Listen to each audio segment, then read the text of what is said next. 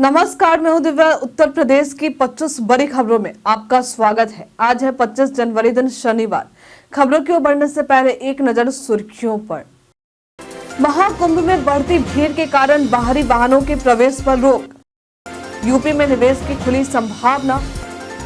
26 जनवरी तक यूपी स्थापना दिवस का आयोजन। मनमानी करने पर रद्द होगी निजी अस्पतालों की संबद्धता। मनोज तिवारी ने गौतम गंभीर पर लगाए गंभीर आरोप। चलिए बढ़ते हैं अब तक की 25 बड़ी खबरों की ओर विस्तार से। रेलवे में ग्रुप डी के 32,000 पदों पर निकली भर्ती। रेलवे में ग्रुप डी के 32,438 पदों पर भर्ती निकाली गई है। आवेदन प्रक्रिया शुरू है और आवेदन करने की अंतिम तारीख 22 फरवरी है। इच्छुक उम्मीदवार इसके आधिकारिक वेबसाइट rrbcdg.gov.in पर जाकर आवेदन कर सकते हैं। इस भर्ती के लिए जरूरी है कि उम्मीदवार ने किसी भी मान्यता प्राप्त बोर्ड से 10वीं पास किया हो या NCVT का नेशनल अप्रेंटिसशिप सर्टिफिकेट प्राप्त किया हो। भर्ती से संबंधित सटीक और अधिक जानकारी के लिए आप इसके आधिकारिक वेबसाइट और अधिसूचना को देख सकते हैं। महाकुंभ में बढ़ती भीड़ के कारण बाहरी वाहनों के प्रवेश पर रोक। महाकुंभ में बढ़ती भीड़ के कारण शुक्रवार से बाहरी वाहनों का प्रवेश रोक दिया गया है। इन्हें निर्धारित पार्किंग स्थलों पर खड़ा किया जाएगा। विभिन्न मार्गों से आने वाले वाहनों को अलग अलग पार्किंग स्थानों पर भेजा जाएगा। जैसे जौनपुर, वाराणसी, मिर्जापुर और कानपुर से आने वाले वाहन विशिष्ट पार्किंग में खड़े होंगे। शटल बसों का संचालन भी किया जाएगा। उत्तर प्रदेश पहचान में आज बात होगी सुचेता कृपलानी की। ये उत्तर प्रदेश में भारत की पहली महिला मुख्यमंत्री थी। इनका जन्म 25 जून वर्ष 1908 में हुआ था। इन्होंने स्वतंत्रता संग्राम में भी अपनी अहम भूमिका निभाई। भारत छोड़ो आंदोलन के दौरान इनके साहस को देखते हुए अंग्रेज डर गए और इन्हें गिरफ्तार कर लिया गया था। इन्होंने संविधान के लिए चार्टर भी तैयार किया था। देश की आजादी और फिर यहाँ की राजनीति में इनका नाम मुख्य रूप से देखने को मिलता है। आज मेला क्षेत्र का दौरा करेंगे सीएम योगी। महाकुंभ की मुख्य अमृत स्नान पर्व मौनी अमावस्या की तैयारियां शुरू हो गई।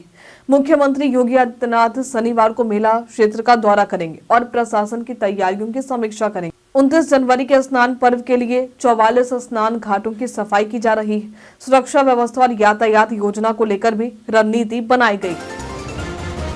यूपी में निवेश की खुली संभावना। उत्तर प्रदेश ने दावोस में विश्व आर्थिक मंच सम्मेलन में भाग लेकर निवेश आकर्षित किया है। लॉर्ड्स मार्क इंडस्ट्रीज ने 1200 करोड़ रुपए का निवेश करने का वादा किया, जबकि सिफी टेक्नोलॉजीज ने 1000 करोड़ रुपए से AI हब और डेटा सेंटर स्थापित करने की योजना बनाई है। अन्य कंपनियों ने भी ऊर्जा, तकनीकी, शिक्षा और डिजिटल भुगतान क्षेत्रों में सहयोग की संभावना पर चर्चा की। जूनियर विश्लेषक भर्ती परीक्षा के लिए शहर सूचना पर्ची करे डाउनलोड। उत्तर प्रदेश अधीनस्थ सेवा चयन आयोग ने जूनियर विश्लेषक यानी ड्रग भर्ती परीक्षा के लिए शहर सूचना पर्ची जारी की है। अभ्यर्थी upsssc.gov.in पर इसे डाउनलोड कर सकते हैं। परीक्षा 2 फरवरी को दोपहर 3 से 5 बजे तक होगी, जिसमें 361 पदों के लिए लिखित परीक्षा, दस्तावेज सत्यापन और चिकित्सा मूल्यांकन शामिल है। एडमिट कार्ड जल्द जारी होगा। IRCTC वॉलेट से बिना किसी झंझट के ट्रेन टिकट करे बुक। अगर आप ट्रेन टिकट बुक करते समय पेमेंट फेल होने या रिफंड में देरी जैसी समस्याओं से परेशान है, तो IRCTC वॉलेट एक बेहतरीन समाधान हो सकता है। इस सर्विस के जरिए आप बिना पेमेंट गेटवे चार्ज के जल्दी टिकट बुक कर सकते हैं। इसके अलावा टिकट कैंसिल होने पर रिफंड सीधे वॉलेट में आ सकता है। इसे आप आसानी से bank account, Paytm, Bhim, UPI, net banking या क्रेडिट या डेबिट कार्ड से रिचार्ज कर सकते हैं। IRCTC वॉलेट से टिकट बुकिंग तेजी से और सुरक्षित तरीके से होती है। PM आवास योजना के पात्रता का सर्वे हुआ शुरू। प्रधानमंत्री आवास योजना ग्रामीण के लिए पात्रता सर्वे फिर से शुरू हो गया है। अब अगर ग्राम प्रधान या सचिव सुनवाई नहीं कर रहे तो लोग खुद ही आवास प्लस ऐप के जरिए सर्वे कर सकते हैं। इसमें आधार, आय प्रमाण पत्र और बैंक विवरण अपलोड करना होगा। सर्वे के बाद ब्लॉक और जिला स्तर पर सत्यापन होगा और फाइनल सूची सरकार की वेबसाइट पर जारी की जाएगी। 26 जनवरी तक यूपी स्थापना दिवस का आयोजन। उत्तर प्रदेश की स्थापना दिवस 24 से 26 जनवरी तक अवध शिल्प ग्राम में मनाई जा रही है। मुख्यमंत्री योगी आदित्यनाथ ने प्रदेशवासियों को बधाई दी और इस अवसर पर यूपी गौरव सम्मान से 6 लोगों को सम्मानित किया जाएगा। कार्यक्रम में 75 जिलों के ODOP उत्पाद, कला, संस्कृति और खान पान का प्रदर्शन होगा। राष्ट्रीय पर्यटन दिवस और गणतंत्र दिवस भी मनाए जाएंगे। मनोज तिवारी ने गौतम गंभीर पर लगाए गंभीर आरोप। मनोज तिवारी ने गौतम गंभीर पर गाली गलौज और धमकी देने का आरोप लगाया है। मनोज तिवारी ने कोलकाता नाइट राइडर्स के दिनों में हुई बहस का जिक्र किया, जिसमें गंभीर ने उन्हें धमकाया था। तिवारी ने यह भी कहा कि गंभीर ने रणजी ट्रॉफी मैच में उन्हें गालियां दी और पिटाई की धमकी दी, लेकिन अंपायर ने हस्तक्षेप किया।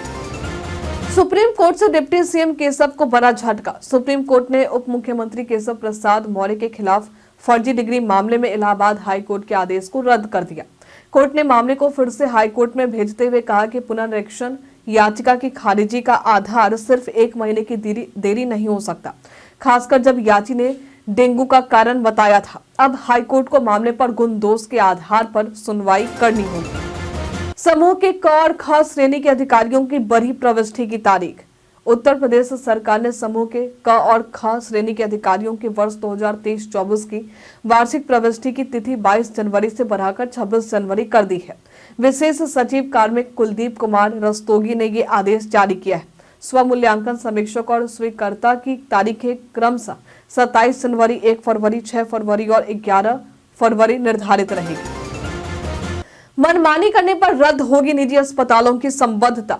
उत्तर प्रदेश में प्रधानमंत्री जन आरोग्य योजना यानी आयुष्मान के तहत निजी अस्पतालों की मनमानी पर रोक लगाने के लिए कड़ी रणनीति अपनाई गई है। यदि अस्पताल पंडित दीनदयाल उपाध्याय योजना के तहत इलाज से इनकार करते हैं या रुपए मांगते हैं तो उनकी संबद्धता समाप्त कर दी जाएगी। 13 अस्पतालों पर जांच चल रही है और अब तक 410 अस्पतालों की संबद्धता समाप्त की जा चुकी है।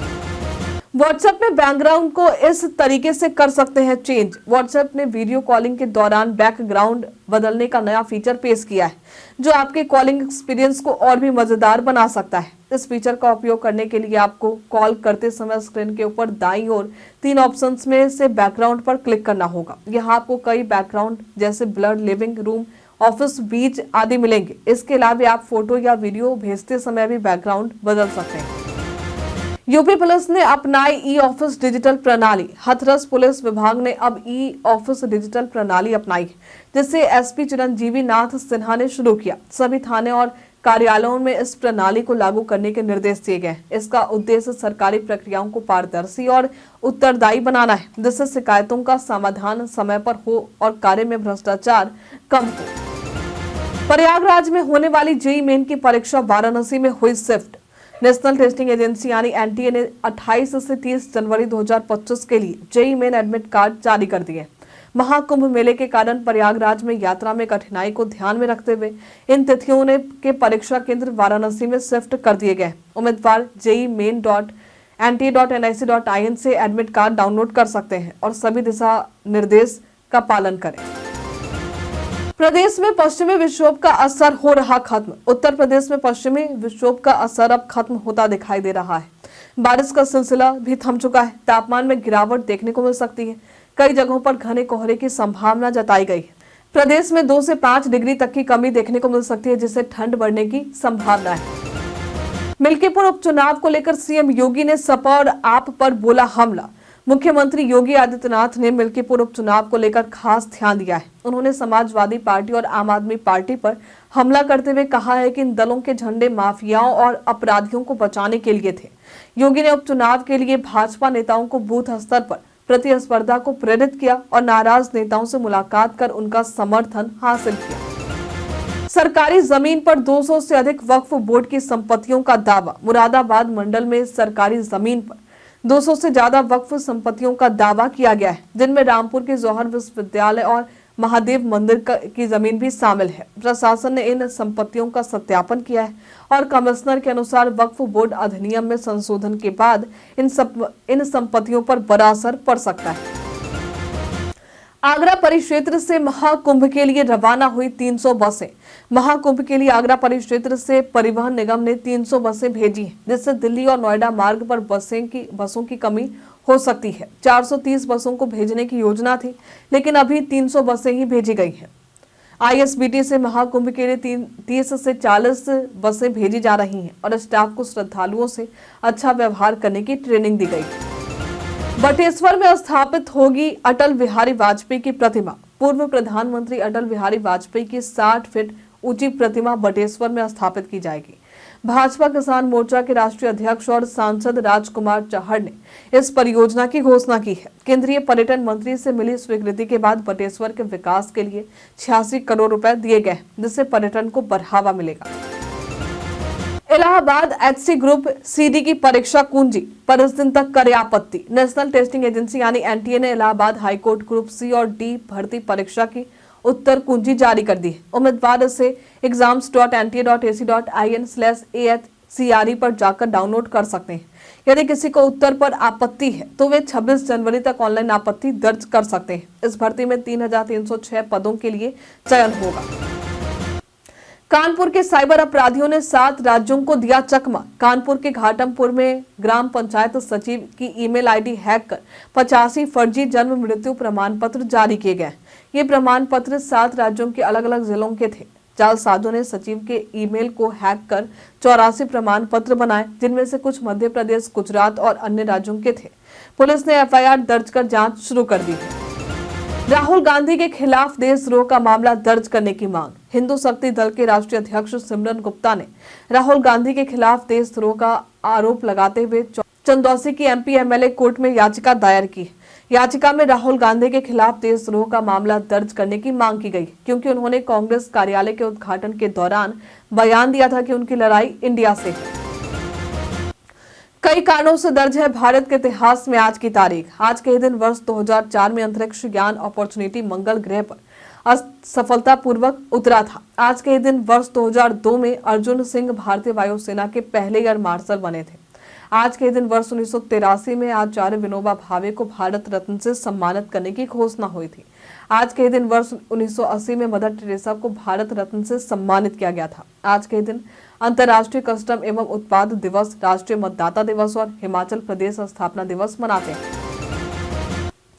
आज के लिए फिलहाल इतना ही। जिन लोगों ने हमारे वीडियो को लाइक किया था उनका नाम है रमाकांत यादव, संजीव सेठ। इसी के साथ बढ़ते आज के सवाल की ओर। आज का सवाल है, आप हमारा वीडियो उत्तर प्रदेश के किस जिले से देख रहे हैं? आप अपना जवाब हमें कमेंट में लिखकर जरूर बताइए।